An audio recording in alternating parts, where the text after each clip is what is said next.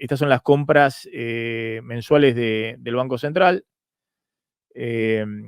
Claramente estuvieron muy influenciadas entre diciembre y marzo. Uno ve las compras del Banco Central y ve el incremento de deuda por importaciones no pagadas y es exacto, 11.000 millones de dólares. Es exacto. Es decir, ahí hubo obviamente caída de importaciones, pero además aumento de no pago de importaciones. Entonces, uno ve las importaciones devengadas en el INDEC versus las pagadas, eso da una diferencia de 11.000 millones de dólares, que es más o menos lo que compró entre diciembre y marzo el Banco Central. Y bueno, después se esperaba, porque empezás a regularizar el pago de importaciones. Recordemos que empezamos con, no sé, 15% de importaciones pagas en diciembre y hoy están cerca del 60% de las importaciones del pago importado, 50%. Todavía no está la regularización total. Se supone que a partir de julio tendría que estar pagándose todo el flujo de importaciones. Y ahora tenés que acumular fuertes dólares, reservas acá, pero bueno, abril estuvo ahí y mayo estuvo bastante flojo, ¿no? Para lo que es en esta época las compras del Banco Central. Y esto es lo que me pasaste, Martín, ¿no? Que es el promedio de liquidación para mayo en relación al promedio histórico de liquidaciones diarias, Así ¿no? es, sí, sí, así es. Y además se nota que, bueno, PPI levanta el dato de que en la zona núcleo ya se levantó prácticamente toda la cosecha, el 94%. O sea, no es que queda cosecha por levantar, pero hay un retraso en la venta de esa soja versus, digamos, otros años en porcentaje de la que se levantó, de cuánto se comercializó, se está demorando. Y antes teníamos motivos para explicarlo desde lo climático, viste que no podían entrar los camiones a los campos por el barro.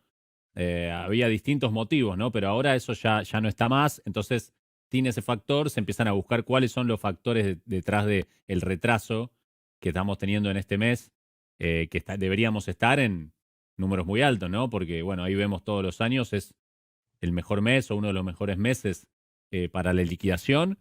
Y bueno, PPI llega a varias conclusiones de cuáles pueden ser los motivos por los cuales no se está comercializando. A ver, te escucho.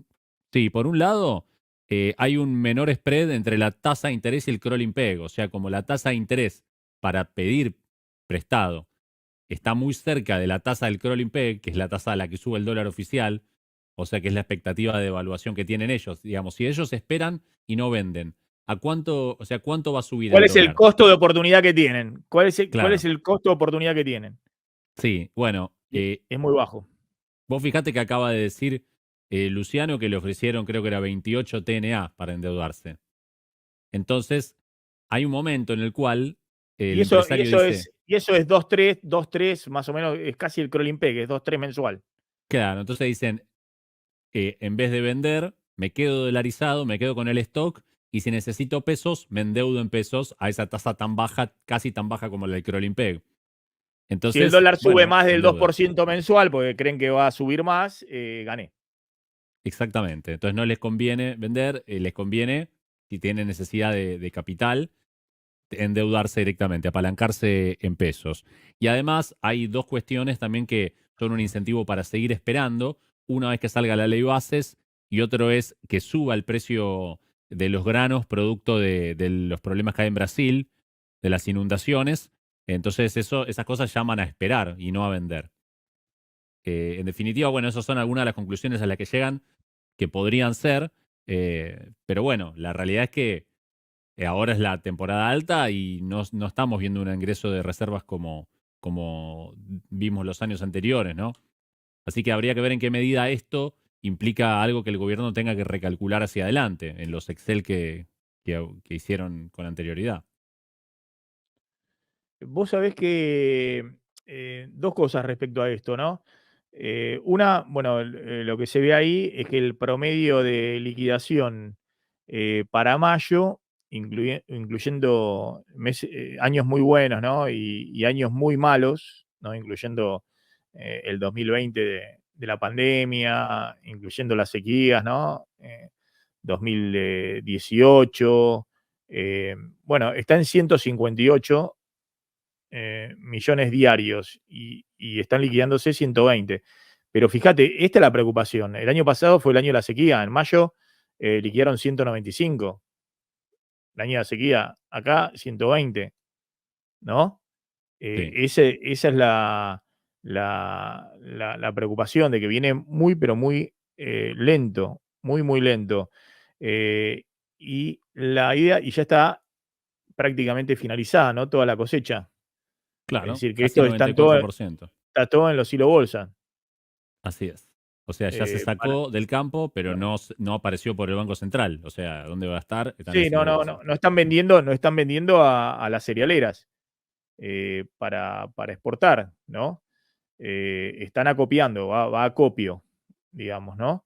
Entonces, ahí lo que yo veo es lo siguiente, ¿no? Eh, por un lado, hay buenas perspectivas en el campo en base a esta charla que estuve con productores en Tandil y la otra vez hace 2 semanas ahí en Villa María. Vino muy bien el precio del trigo por el tema Rusia.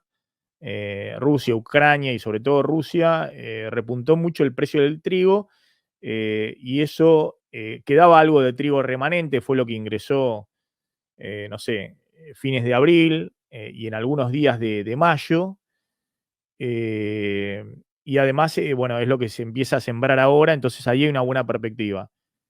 Pero con el respecto al tema soja, efectivamente, están esperando o bajas retenciones o algún dólar especial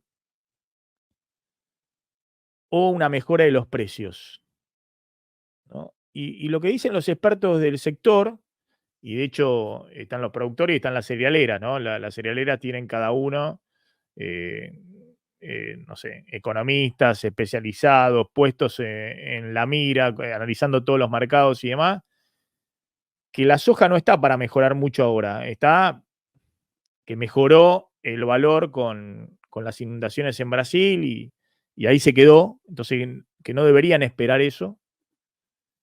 Y que el gobierno en todas las reuniones que hubo de Caputo no va a haber un dólar diferencial, no va a haber 70-30 en el blend, olvídense de eso. Y es más, salieron a operar que no iba a haber ningún cambio, obviamente porque si no se demora más la liquidación de los productores. Y que no va a haber baja de retenciones sectoriales. Pese a que las cerealeras han ido, Ciara ha ido con propuestas, abrir una ventana de 60 días o 90 días de baja de retenciones para la soja para que entren y liquiden todos los productores ahí y eso signifique un ingreso adicional de dólares y demás. Ahora, es muy curioso porque los productores están, la mayoría, ¿no? Creo que si uno hace una encuesta en esos lugares, la incidencia es mucho más elevada que el 56, 44, 45 que sacó Milei en el balotaje. Digamos, debe ser como Córdoba, 70%, ¿no? O 80% apoyan a Milei. Y te cuento una anécdota, digamos, de ahí, de algunas conversaciones que tenía, ¿no? Entonces yo lo que digo es, miren, yo veo algunas inconsistencias hacia adelante en el régimen cambiario. Me parece que el gobierno tiene que definir rápido eso porque necesita pasar una segunda etapa para que esta economía arranque. Si no, esta economía no va a arrancar y tiene que definir efectivamente cuál va a ser su nuevo régimen cambiario y monetario, qué es lo que quiere hacer.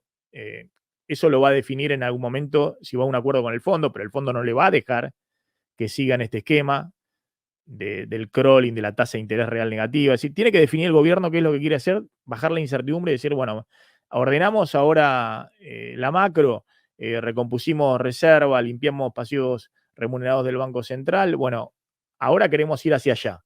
Y el gobierno eso no lo está dando. Lo que hay es la conferencia de Milei en distintos foros hablando de los grandes temas y de algo que el 90% de los economistas les dice que, bueno, que lo explique mejor, porque así no se entiende. Y si no entienden lo que está planteando, menos lo va a entender la sociedad, los empresarios, los bancos y demás, pues escuchan mucho a esos economistas que son los favoritos del establishment financiero económico. Entonces el gobierno tiene que definir eso. Ahora, mientras defina eso, yo planteo, y bueno, hay que creerle Caputo. Caputo está jugado a esto. Caputo no va a cambiar el crawling del 2%. Mientras Caputo sea ministro de Economía, va a seguir con el crawling de 2%. Y tampoco va a dejar que la brecha se agrande demasiado. No va a dejar que, como pasó la semana pasada o la anterior, que se fue 20% el contado con liqui y amenazaba seguir subiendo y salieron con una intervención fuerte ellos a meter mano ahí y marcar, digamos, un techo para el contado con liqui también, con los dólares financieros, que los tienen súper controlados y súper regulados. Lo tienen desde el lado de la demanda, desde el lado de la oferta con el blend, y además intervienen cuando quieren. Entonces, y Caputo está jugado a eso. Entonces, para un productor que tiene que vender, lo lógico ahora sería vender, ¿no? Como dice Salvador Di Stéfano, que él le dice, bueno, vendan, vendan ahora, porque si no, el dólar va a ser más bajo en términos reales, el 2% va a ir detrás de la inflación, y van a perder más, porque si no hay mejora de precios eh, o no hay baja de retenciones, y bueno, cuanto más demore, más vas a perder. Ahora, lo que es interesante es que yo creo que los incentivos están cambiados, digamos. Lo que vos decías, que el gobierno no solamente sigue con una incertidumbre muy grande respecto a lo que hay hacia adelante, sino que destruyó la tasa de interés. La tasa de interés. Entonces uno dice, bueno, ¿para qué hizo eso? Bueno, para limpiar los pasivos remunerados del Banco Central y demás. ¿Y en la economía real qué pasa?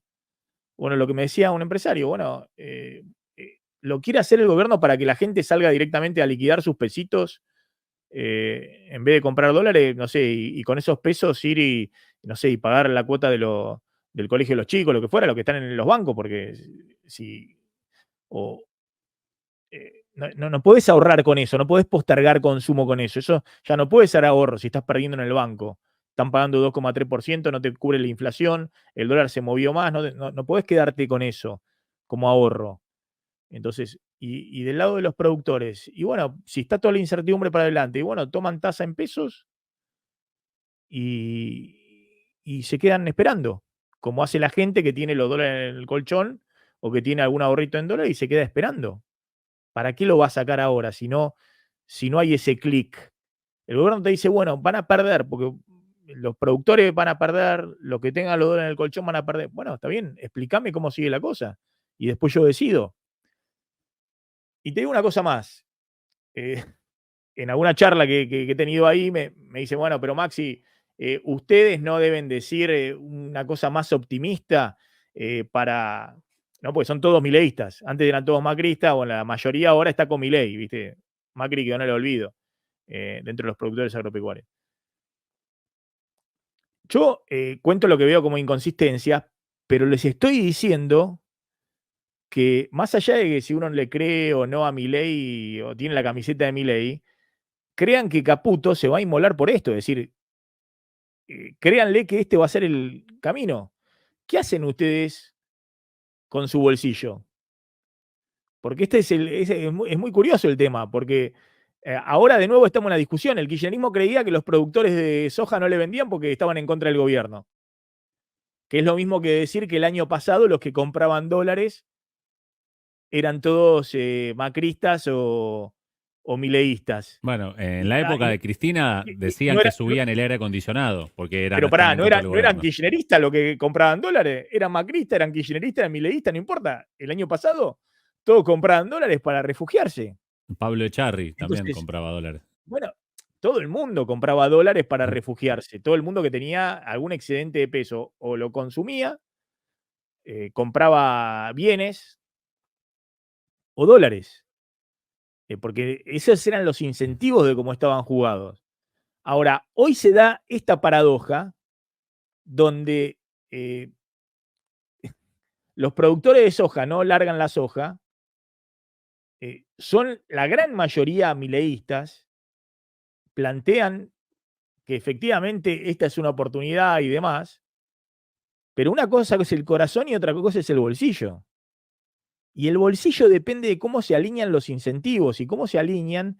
Lo principal es bajar la incertidumbre, reducir los escenarios alternativos y para eso tenés que explicar bien cuál es el sendero y el gobierno no lo explica, hacia dónde quiere ir. Entonces, me pareció muy llamativo, incluso muy graciosa la situación en la cual vi, cuando yo les mostraba algunas encuestas y demás de la aprobación del gobierno y demás, claramente no era en esos ambientes. Ese ambiente es la aprobación del gobierno es 80% entre los productores agropecuarios. Y es más, como ocurre con todos los que tienen alguna adhesión política grande, ocurría con los kirchneristas, ocurría con los macristas, ocurre esto, creen que hay un problema, que el gobierno lo atacan los medios o que los medios te vienen a apoyarlo más, ¿no? Cristina decía lo mismo, Cristina cree que perdió en el 2015 por los medios, no por la realidad, ¿no? Entonces, pero ahora cuando vos le preguntás, bueno, ¿y entonces quién vende hoy los dólares? De hecho, si uno hace los cortes, sectores medios que tienen dólares en colchón o lo que fuera, seguramente hay por lo menos el 55%, pero yo creo que es más en esos segmentos, es más en esos segmentos, según dice Aurelio, de apoyo al gobierno. Ahora, en estas condiciones están dados los incentivos para que, más allá de cubrir las cuentas vendiendo los dólares para pagar, como decimos siempre, la tarjeta de crédito, eh, se destrabe la inversión, se destrabe la venta, no sé, de los productores ojeros, los incentivos están dados y parece que no, ¿no? Esa es la discusión de fondo. De nuevo, y es la discusión de siempre en la Argentina. Después cada uno le hace la interpretación, ¿no? ¿Cuánto tiempo estuvimos con el kirchnerismo diciendo que lo que compraban, ¿te acordás? Cristina hacía elucubraciones, bueno. eh, los 2 primeros años de Massa, perdón, de Macri, la formación de activos externos, porque se levantó el cepo, en el 2016 fue 9.000 millones de dólares. En el 2017 fue 20.000 millones de dólares, formación de activos externos. Es decir, compra de dólares para atesoramiento, no había cepo. Es decir, los argentinos, como estaban dados los incentivos, y los que compraban dólares eran sectores medios para arriba, obviamente que mayoritariamente apoyaban al gobierno de Macri, pero como estaban dando los incentivos, se refugiaban en el dólar. ¿Por qué eso no implicaba un salto del dólar en un mercado libre? Y bueno, porque habían armado un esquema donde había tasa de interés en dólares muy positivas, el carry trade, ¿no? Y había un ingreso de capitales terrible para hacer carry trade en el mercado financiero, más la emisión de deuda por parte en dólares que ingresaba el sector público. Eh, ahora, es muy interesante porque lo que está ocurriendo ahora, lo que estamos viendo, y la pregunta es, bueno, si el gobierno va a tener que recalcular los incentivos, va a tener que dar, yo creo que el gobierno del 2% eh, se inmola Caputo con eso. Si sale de eso, pierde toda la credibilidad. Después de lo que vieron la semana pasada con la brecha y demás, van a apuntar los cañones para mantenerlo. Ahora, si la inflación no converge al 2%, y bueno, la inconsistencia va a ser evidente, porque si da 4% o 5% en mayo, va a ser porque te guardaste para adelante por lo menos 2 puntos de inflación de tarifas públicas, combustible, todo lo que hablamos. Y en junio, bueno, ahora vamos a ver, están discutiendo a ver cuánto va a ser el aumento de combustible, el impacto, si de tarifas públicas lo postergás, lo mismo va a haber un impacto muy grande en las boletas por la quita de subsidios a sectores que no se les había quitado.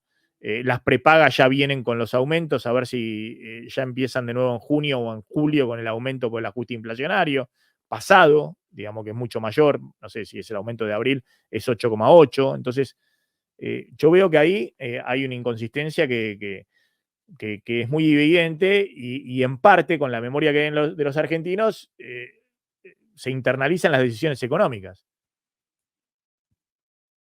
Sí, o sea, en el fondo se sigue viendo, digamos, de fondo una cuestión en la dirigencia de que la sociedad no va a actuar por incentivos, ¿no? En la economía. Y sí actúa por incentivos.